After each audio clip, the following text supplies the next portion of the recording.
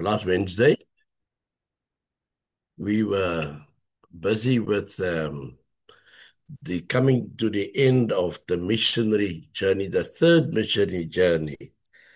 And then uh, we discussed something which happened, which put us on a questionable, how can one put it, an episode in which it left us with some questions. Well, there was answers. I'm thankful for those that helped with the discussion and verses that I received. And when I went to study this, I also used James Burton Kaufman, a great commentary writer, and I went to his the Acts of the Apostles commentary, and he also shed a lot of light. So I just thought, let me just proceed again. I know that the Mark was not last week here, so and he would feel maybe out if we do not know what we are talking about. And so just let us recap. We're not in a race to win a prize. Well, we're on a journey, heaven bound. But that's what our price is. But here we want to see that everything is done where everyone is filled and educated or edified. So, all right, the Apostle Paul came now to the end of his third missionary journey, in which he struck and he ended in Tyre, and then he traveled to Port Ptolemais, and from there he went to Caesarea. We can say, and some of the disciples from Caesarea went with us, bringing us to the house of Mnason of Cyprus, an early disciple with whom we should lodge. So they've always on their way, they find church people that helps them. But eventually they reached Jerusalem, and when we had come to Jerusalem, the brothers received us most now gladly. And this is now, as one can say, the brothers. It is not the hierarchy or the elite of the apostles, and so it's one can say it's the church members that met them gladly. And so the following day, the apostle Paul went to meet now James and all the elders, which would be then present there. We see there that when he had saluted them, he declared particularly what things God had worked among the Gentiles by his ministry. And it is said that when it is said, he declared particularly what the Lord has done for him. He actually did not rush past it. That's why he could have said he declared what things God had worked among him, but that I put in the word that Luke, the writer, put in there the word particularly. In other words, he recounted every detail, if one has to put it like this. So even the Apostle Paul, when he declared his report, he was very particular, or one can say he recounted every detail of his journey, the mishaps, the pros, the cons, and how things worked out for him.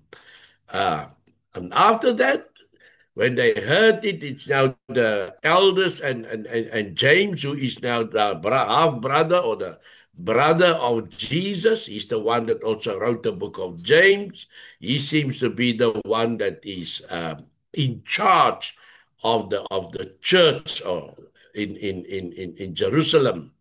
And they said to him, now, after they've now listened very nicely to the detailed report of the Apostle Paul, now they come and they say, you see, brother, how many thousands there are among the Jews, those who have believed. In other words, they can say, well, Paul, you went to the Gentiles and you had a fruitful crusade, if I have to use that word, a missionary journey, a very fruitful, and we are glorify God for that what happened to you. But now you must remember, here in Jerusalem, here we are, man.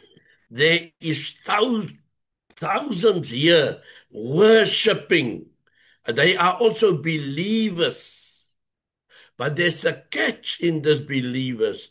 They are all zealous of the law. Now, this is where our prickly pie or prickly pear situation came in last week. They are all zealous of the Lord. These are now Jews. Remember, in Jerusalem was the hot spot. Jerusalem was now the center of the Jewish nation. Everything around them is Jewish or the Judaizers. They all are there. And there are many believers. Remember, Peter's first preaching on the day of Pentecost, 3,000. And here by chapter 5, we hear about another 5,000. So that accepted or made the change by accepting Christ as the Messiah. But here we see that James is now saying, remember, Paul, you are come now, but here in Jerusalem, we have thousands of believers. The snag is these believers, they are zealous for the law. And they have been told about you, that you teach all the Jews who are among the Gentiles to forsake to forsake Moses telling them not to circumcise their children or walk according to our custom. Now, if you want to inflict damage, then you must just start a false rumor. And we know what the hardships the Apostle Paul went through in his first mission journey, his second mission journey, and even his third missionary journey. And who was the people that gave him the hardship? Was Jewish, was the Jews, but they were not the believers. They were the followers of Moses' law. They were, one can say, looking now for a beautiful word, they were zealous for the law of Moses, and nothing is going to stand in their way, not even Paul. In fact, not even Jesus would stand in their way, because they were the ones that put Christ on the cross of Calvary. But anyway, this is the rumor that is going, and it's a bad rumor, it's a false rumor, because we know that the Apostle Paul did not go and teach against Moses. He only had a one-track mind, is the gospel of Christ. And he's going to teach, as we have in Acts chapter 19, when he met those guys there in Ephesians, in Ephesus, and he asked them, what baptism? Because you could hear what I'm preaching and what you're preaching is too different. There's a difference. And say, with what baptism were you baptized? And they said, with John's baptism, you see. They were also once upon a time following the law of Moses, but now they are following the instructions of John. And then Paul said, well, John did, we were baptized with the baptism of John.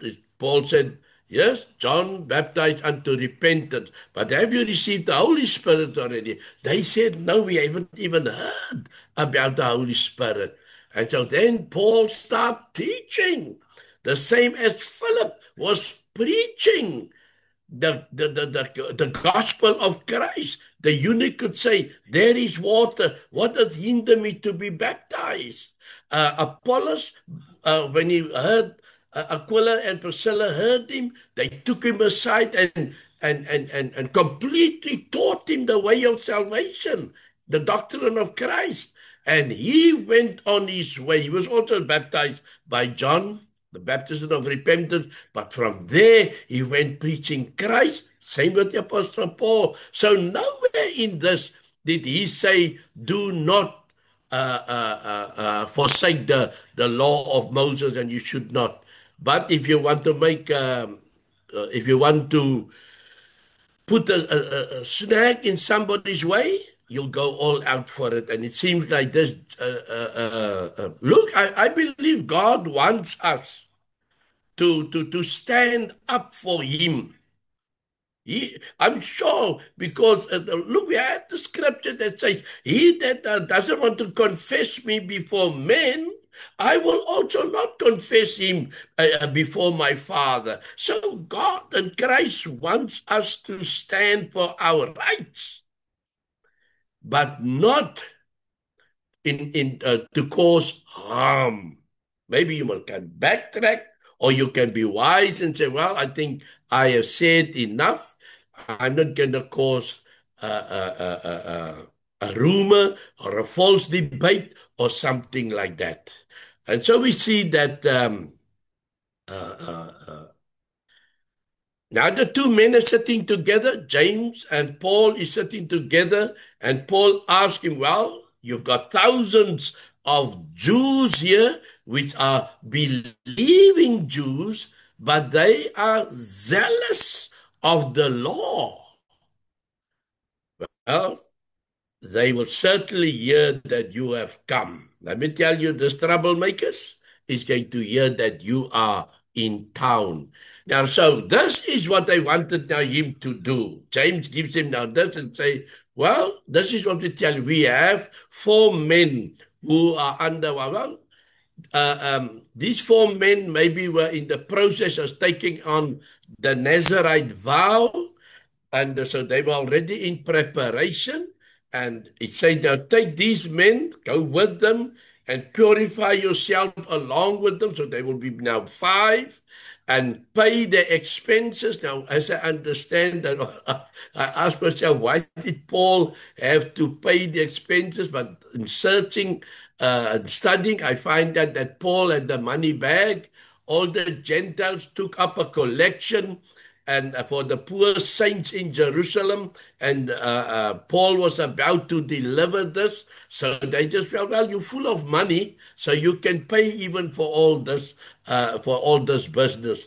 So that they may shave their heads. Thus all will know that there's nothing in what they have been told about you, but you yourself also live in observance of the law. You see, this live in observance of the law is the same as what we read here, that they say that they are all zealous of the law.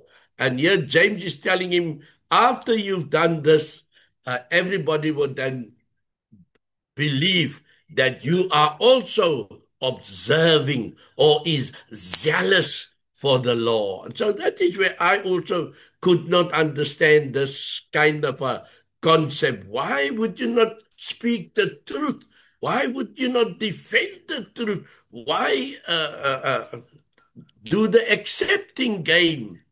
But as for the Gentiles, all right, now James say, remember in Acts chapter 15, you came up and we set that record straight that the Gentiles don't need to be circumcised. So, but all that we want them to do is to abstain from meat that is not slaughtered the correct way. There must not be blood in the meat, and they must abstain from meat sacrificed to idols, and from blood, and from what have been strangled, and from sexual immorality. Otherwise, they tell Paul, listen, since that time until now, we are still telling the Gentiles, just uphold this. Then you are acceptable unto us as the Jews. But it seems like there's now a Jewish side and there is a Gentile side that is taking place here. And so Paul accepts the challenge, if I have to put it like this. Why? As we read about in 1 Corinthians chapter 9, I think it's from verses 14 onwards, that He become a Jew for the Jew. He become a Gentile for the Gentiles. 1 Corinthians 9 from verses 19 to 23. Everything for the sake of the Lord. And it seems like as if the Apostle Paul now felt in himself, um, if I had to stand up now for the rights, I've had enough of this already for me standing up. I am now in the domain of the Jews. The temple is here, and here we talk about thousands of people. And if thousands of people must get out of order, the Romans is not going to tolerate it. And so instead of now being stiff-necked or standing his ground, he also accepted the nomination or the instructions from James, and he took the four guys and they went to be purified, and so they had to go to the temple to announce to the priest and everybody there that they are in the process of purification, and everything that goes with it. So there is also this the sacrifice. Let me see. I think it's in the previous one, but they'll say they have to sacrifice also. Let me just see. We have four men. Yourself and observe the law. Anyway, but somewhere it is that they say that he must sacrifice also. Let me just see. All right, let me just. I know it is said that also he must maybe this the days of purity would be fulfilled and the offering presented for each one of them. That offering is like the sacrifice. I think what it is. So all these things is now to be done in observance of the Mosaic law of the law of Moses. And while he was there in the temple with those four guys, here is the trouble starting. When the 7 days were almost completed, in other words, every day, this is the purification ritual that they had to go through. The Jews from Asia, remember it's now Pentecost, and all the Jews come from everywhere, from maybe from even from Rome, from Antioch, from Asia, well, these guys, Ephesus and so on, maybe Thessalonica, maybe Corinth or so, all of them is there now in Jerusalem. And they know here is the man that turned the world upside down. So when they saw him, seeing him in the temple, stirred up the whole crowd and laid hands on him. This is now the Jews of Asia. This is not the believing Jews. This is the headstrong, law-abiding Jews. And they cried out, men of Israel. There you can see, men of Israel, because they stand for the law of Moses. This is the man who is teaching everyone everywhere against the people and the law and this and that. We must understand. This is the man that teaches everywhere against the people. In other words, against the Jews. And the law, against the law of Moses, and against this place, the temple. Because Paul teaches, know you not that your body is the temple of Christ? Know you not that God does not live in temples made with hands? You are the temple. They are applying that now. This is the man that says God does not live in this place anymore. And moreover, he even brought Greeks into the temple and has defiled this holy place. Now, they are very conscientious about that no abomination must take place in the temple. I mean, we can go back to Daniel's time, and so when Daniel was talking about the desolation or abomination of desolation and so on, and Jesus even then said, remember what Daniel spoke of the abomination of desolation, that is coming back. Well, they already thinking this is another abomination of desolation. Paul is defiling the temple. So let's get him out and let's get rid of him. Let's go kill him. For and this is, they had previously seen Theophimus. Now he is from Ephesus, and he is a Greek. With him in the city. Look where they saw him in the city, and they conclude that he was also then in the temple with the Paul. He was Paul. He was like Paul's shadow. So if Paul, wherever Paul goes, Theophimus also going with him. So he defiled the temple. So one can see from here, the believing Jews would maybe not think so far, or would be so strict or stern. But the Judaizers, those that are zealous for the law of Moses, they are the one that would kill for the sake of the law. So then all the city was stirred up, and the people ran together. They seized Paul and they dragged him out of the temple. And at once the gates were shut. Why did they immediately shut the doors of the temple?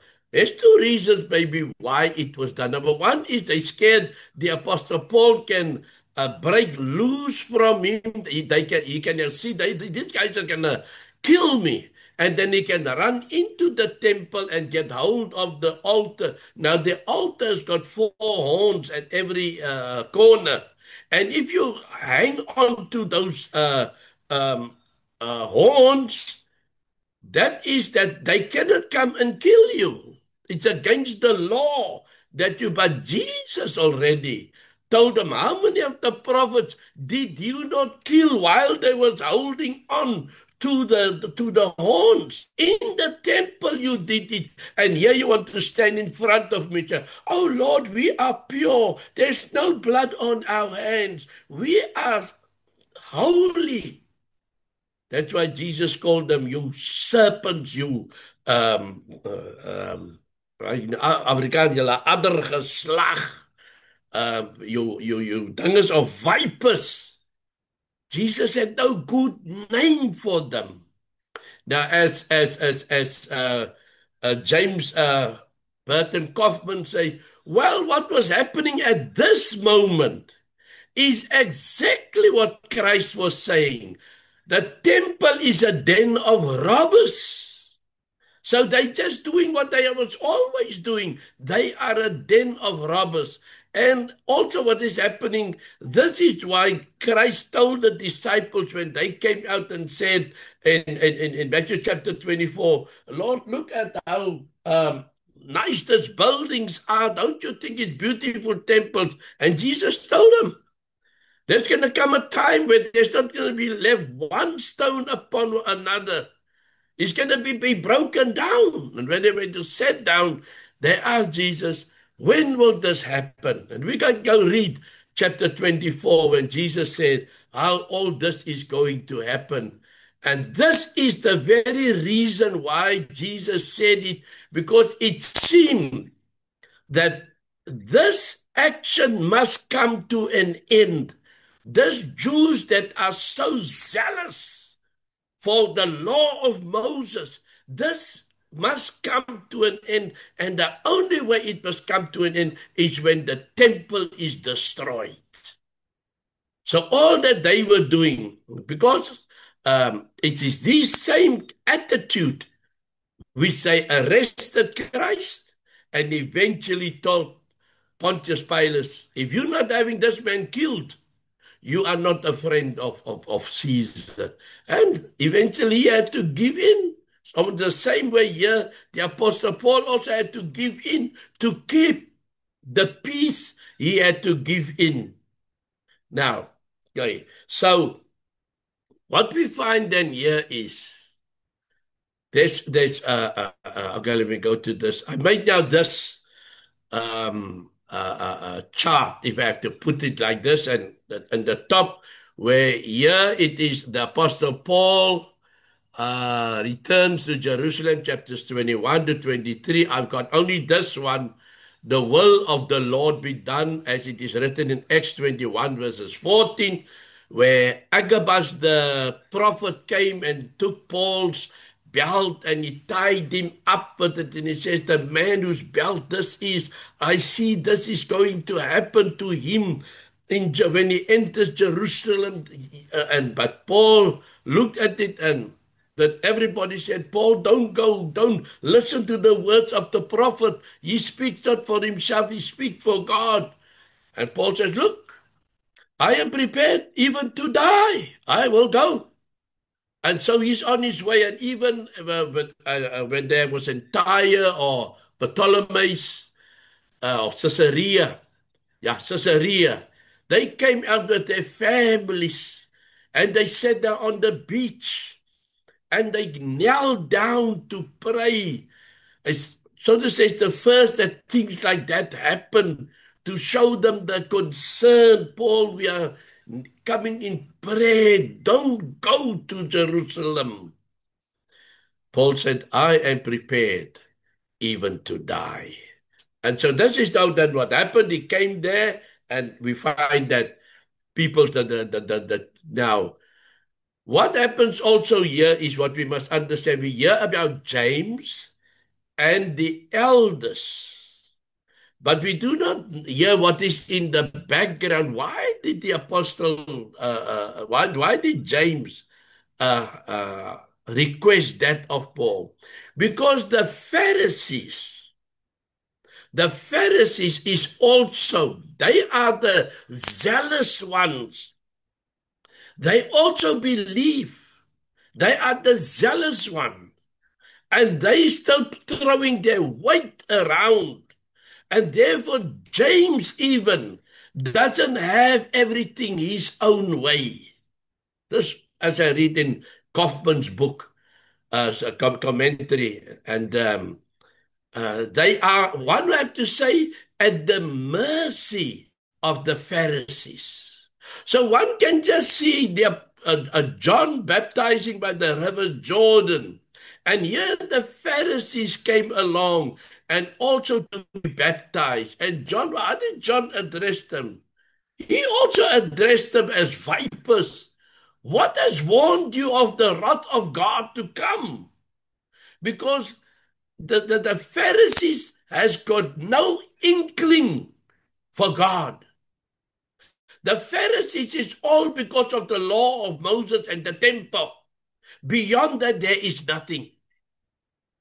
They like to dress up. They like to have the praise of the people and so on. That's about it. They like to shine. But as far as godliness, that's why Jesus could also say, you can hear what they say, but don't do as they do. They was a complete disaster, the Pharisees.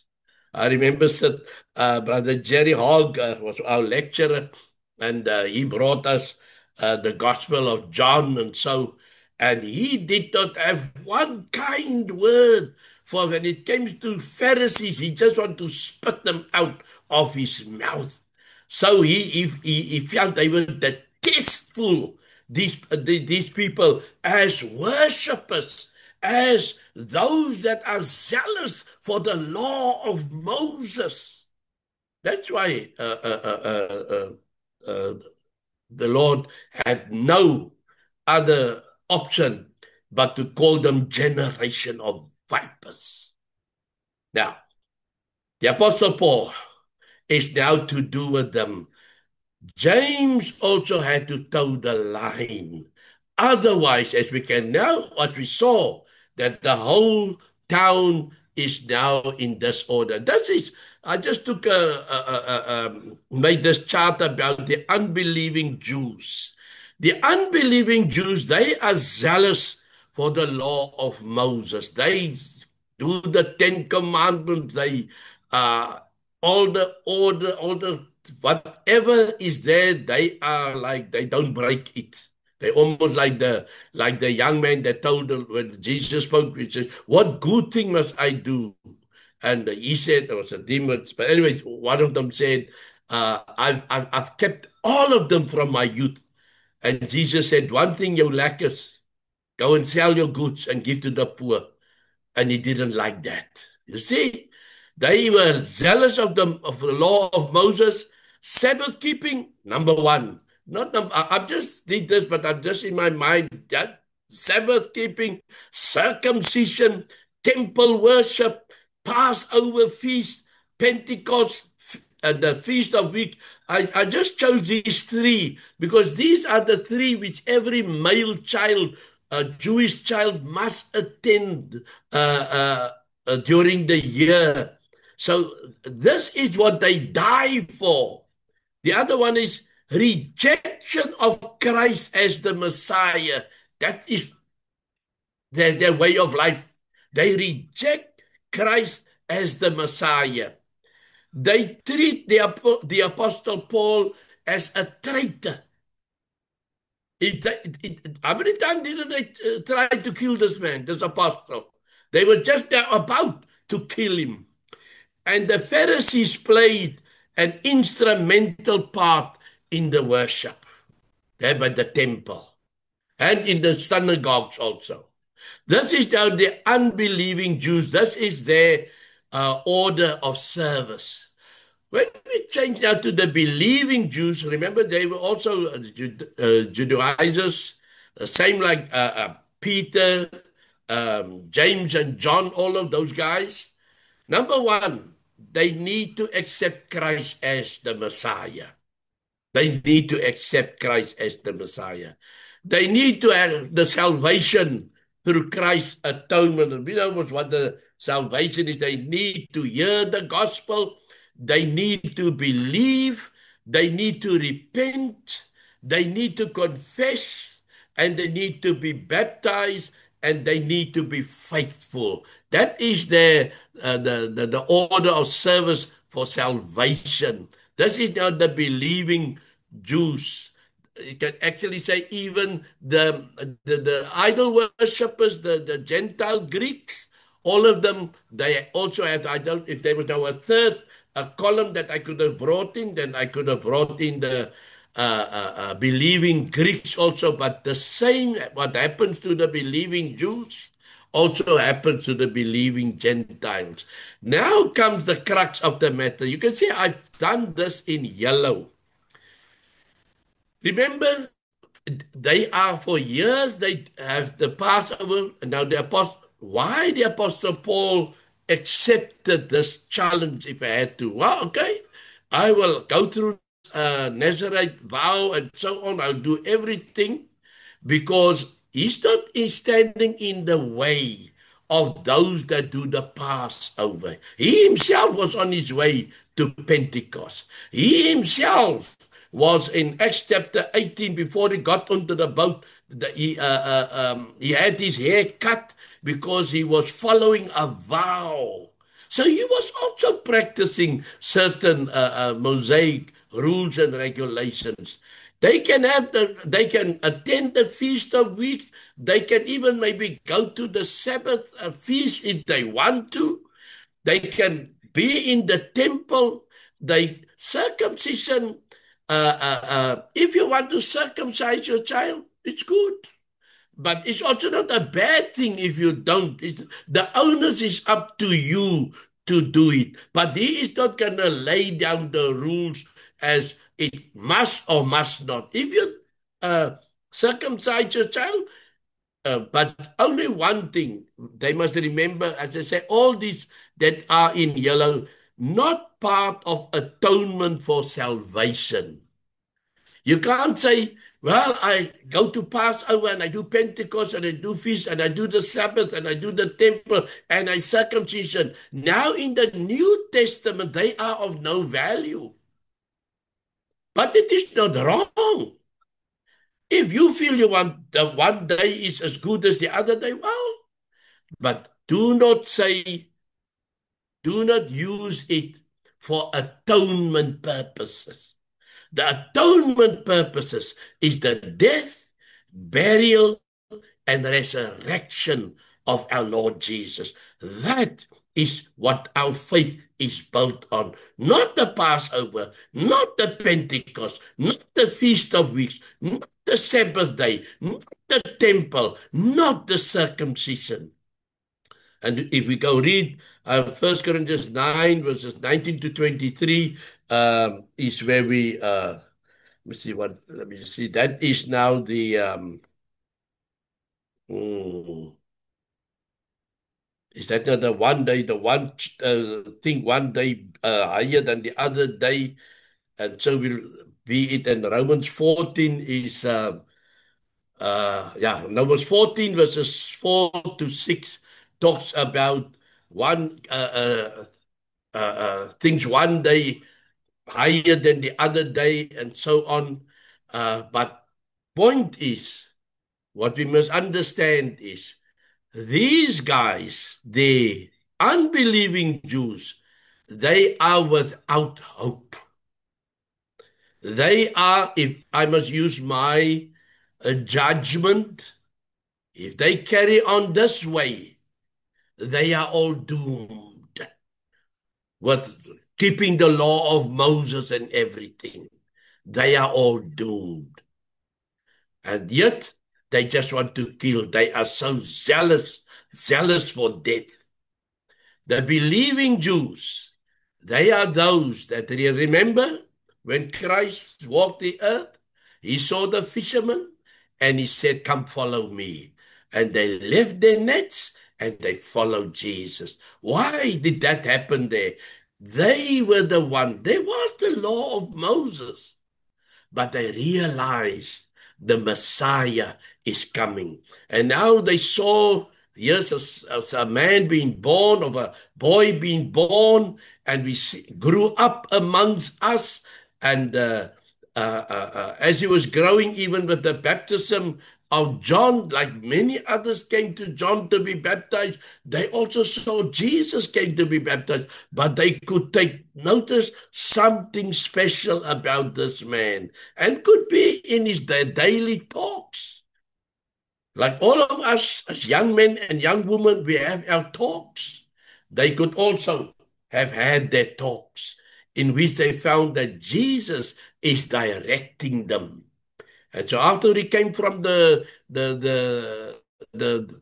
after baptism, he went into the desert, he came back, and the scriptures say from then on, Jesus began to preach the kingdom of heaven is come. And so they acknowledged, because they were the ones waiting for the Messiah. So all these believing Jews, they were the one waiting for the Messiah. But all this, they will not find, even in our life today.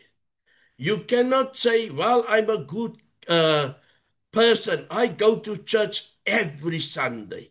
I'm every Wednesday.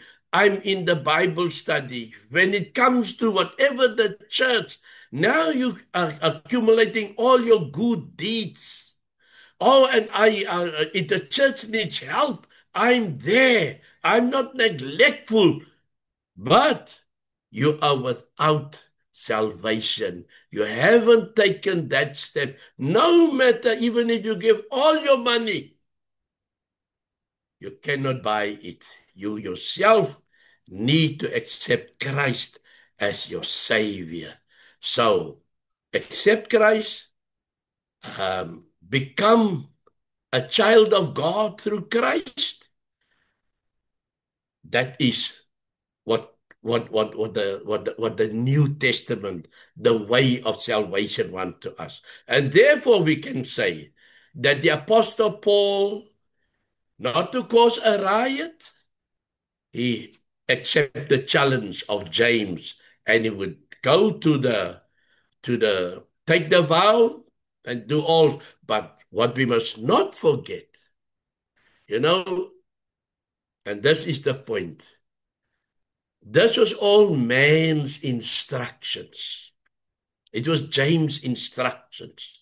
It was the elders' instructions to please the Pharisees. Otherwise, we're going to cause a riot. But in the end, God won. God won.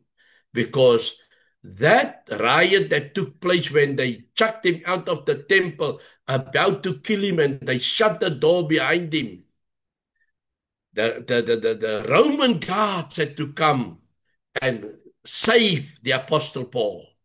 It was all in the hands of God. Paul, you have pleased man, and I understand why you pleased man. But I'm stopping that sacrifices that had to be done. Because those sacrifices, if Paul had to sacrifice there because he had to prove that he's obeying the law of Moses, would have not been for atonement. It was just be a ritual. But God put a stop to everything. In other words, it should not have been done this way. But for the sake of the people, Paul became a Jew for the Jews. He became a Greek for the Greeks in order so that he might save them. And so this is where I will conclude tonight that I also understand what took place. And as I say, I'm thankful for those that sent their um, uh, uh, uh, uh, help with verses and so on. Thank you. I'm stopping this sharing now.